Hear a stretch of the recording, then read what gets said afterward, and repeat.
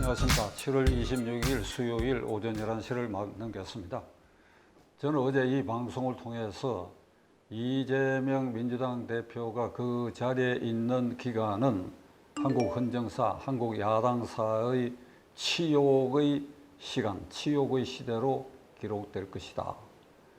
그리고 그는 그에 있는 모든 가용자원한 인원을 총동원해가지고 168명 국회의원 그 열렬 지지자 개딸들을 동원해가 그 사법 리스크의 방패막이로 활용하고 있는데, 이들의 행위 중에는 특수공무집행방해죄가 명백한 일들이 벌어지고 있으니 한동훈 법무부 장관은 국법 질서를 바로 세우는 차원에서 이를 엄단하라고 촉구한 바가 있습니다.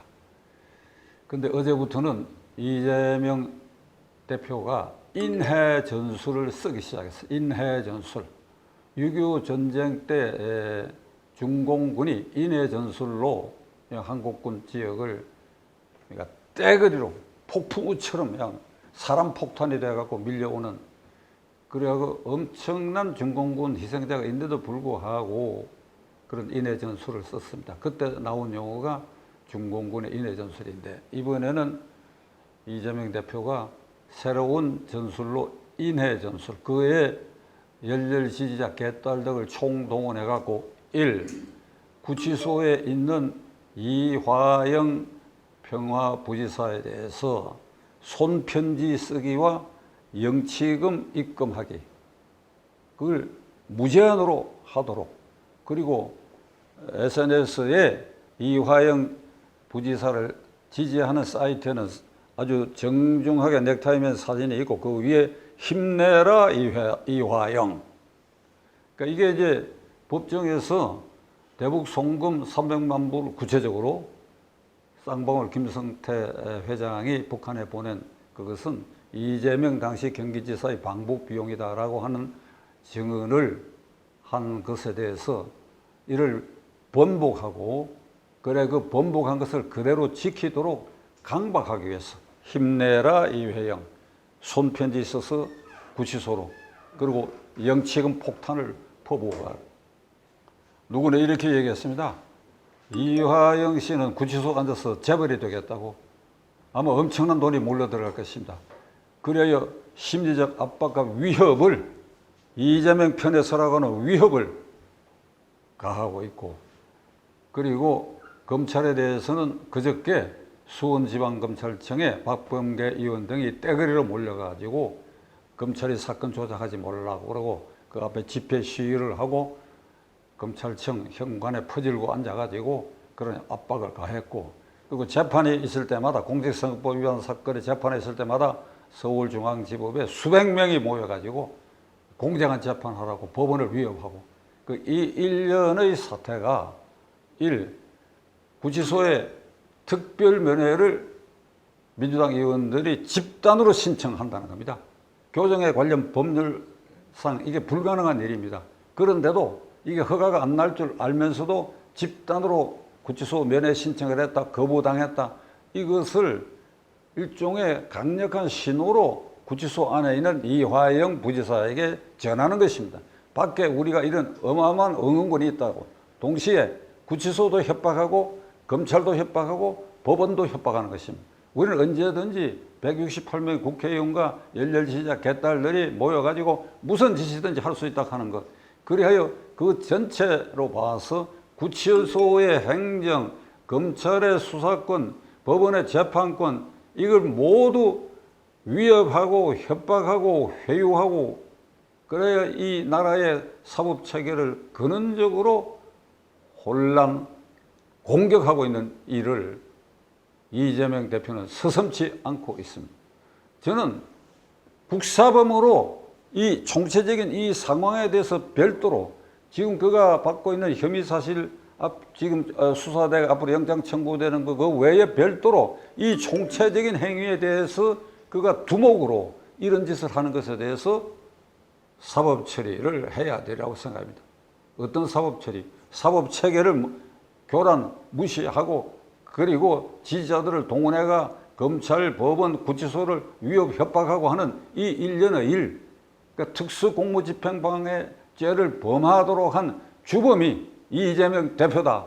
이렇게 판단한다 그러면 한동훈 법무부 장관이 침묵해서는 안 되지요. 침묵해서는 안 되지요. 이재명 대표는 대한민국의 총체적 국가 공권력, 사법적 공권력에 대해서 정면 도전을 지금 하고 있습니다. 이게 그러니까 국사범입니다. 그는 검찰에 대해서는 소설을 쓴다. 공직선거법 위반 기소했을 때. 그 다음에 대장동 게이트 기소했을 때는 신작 소설이다. 이번에 이화영 부지사가 불리한 증언하고 진술한 것이 드러났을 때는 검찰이 정치를 하고 있다.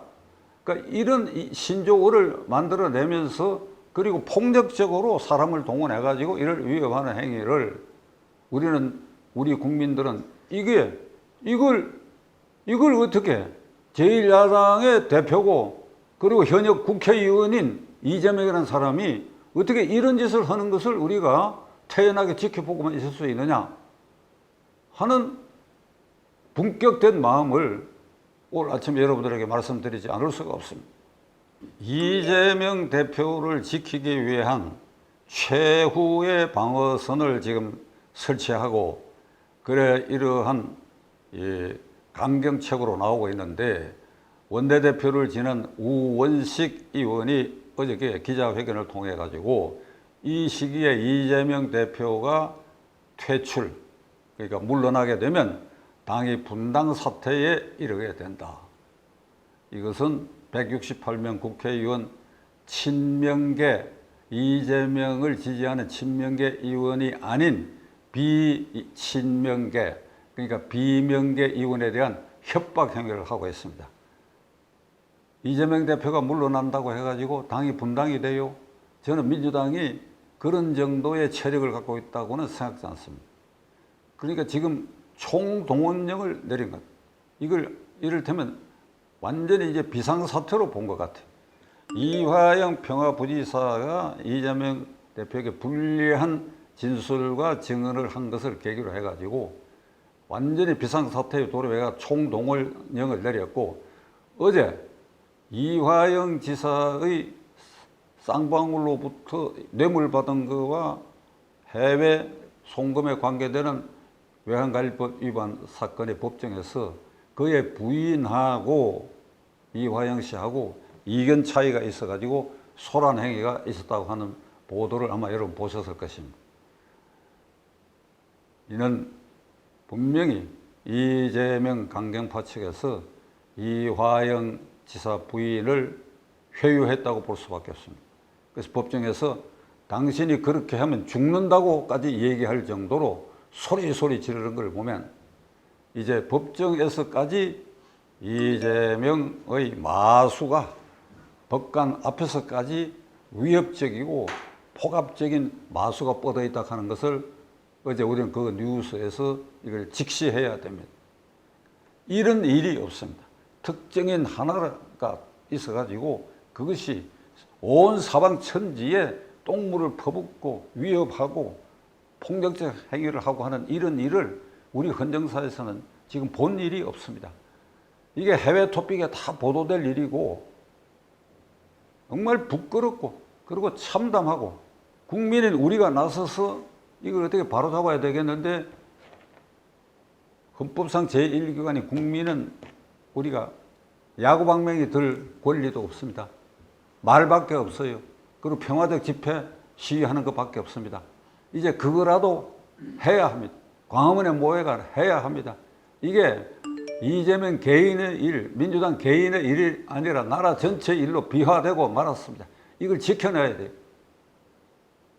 저는 오늘 이 정도에서 결론을 내리면서 한동훈 법무부 장관에게 다시 한번 얘기합니다. 그대는 행정부에서 국가 정의를 바로 세울 실무적 책임자입니다. 이 국가 정의가 지금 훼손당하고 공격당하고 있잖아요. 검찰에서, 법원에서, 교도소에서. 이걸 장관이 그냥 보고만 있습니까? 제가 좀 심한 말을 해야 되겠는데 국회에 나가가지고 민주당의 그 덜 떨어진 의원들의 트집잡이 질문에 대해서 아주 효과적인 발언하여 국민의 박수를 받는 거기에 안주하면 안 됩니다. 한동훈 장관. 그래서 우리가 박수 보내는 거 아니에요. 그대에게. 이 문제에 있어서 오늘 기자회견을 통해 가지고 법무행정의 총책임을 지는 저로서는 이러이러한 조치를 하겠다 하는 것을 오늘 선언하시기 바랍니다. 이 방송을 들은 법무부 직원이나 그 관련자들은 이 말을 한동훈 법무장관에게 반드시 전해주시기 바랍니다. 지켜보겠습니다.